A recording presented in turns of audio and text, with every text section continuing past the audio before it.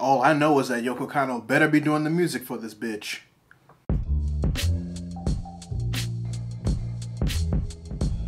Readers, I was just like you when I was hit with the news. I was at home, scrolling on my phone, sitting down with no pants on, which is pretty much the universal sign of I'm not setting a foot outside of this fucking apartment, when I came across the news that the live-action film rights for one of my favorite anime series, Cowboy Bebop, had been acquired by Netflix.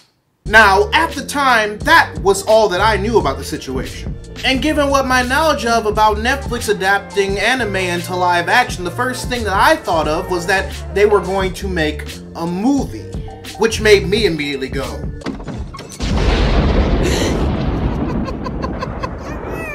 oh no! Of course, as we all know, despite my feelings being very valid regarding this tidbit of information, I was wrong. Because it's not going to be made into a movie like Netflix's last attempt at a live-action adaptation of an anime via Death Note and its sequel that it's getting. Instead, it's getting a live-action series, with the first season being 10 episodes long.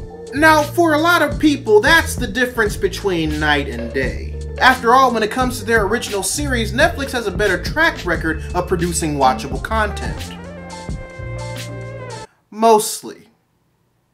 And while that fact alone helps put my mind at ease a bit that this will at least be watchable, the facts that the director of the anime, Shinichiro Watanabe, is being brought on to the project as a consultant, and that 3 members of the anime's home studio, Sunrise Animation, will serve as executive producers for the series, made me feel so much better about this happening. Like, I'm still not 100% stoked that this is happening, but now knowing this, I'm at least at like 75 to 85%.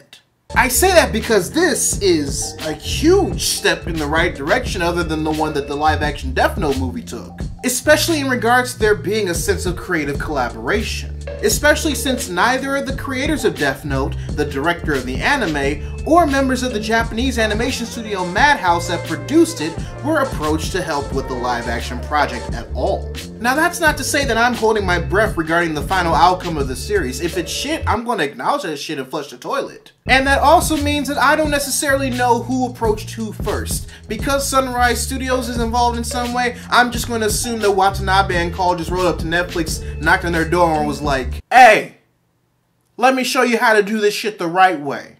But readers, whatever the outcome of this series is, I can't help but to respect the lengths that they're going to make sure that what we're getting is genuine. It honestly reminded me of the situation between Universal Studios and Nintendo, and how they made sure that they had a solid say in how their animated Mario movie was going to be made. And I have just as much respect about that happening too. Also, I think following in Watanabe & Co.'s shoes as far as making sure that something that we love and care for is handled properly in newer hands is something that we could all benefit from. But only if motherfuckers are deserving. That's a very important asterisk. Anyway, readers, your homework assignment for the day.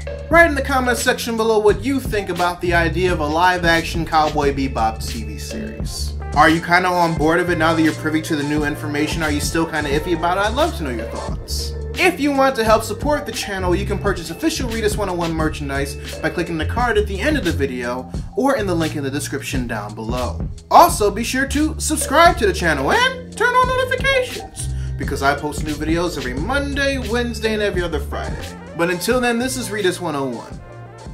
Class dismissed.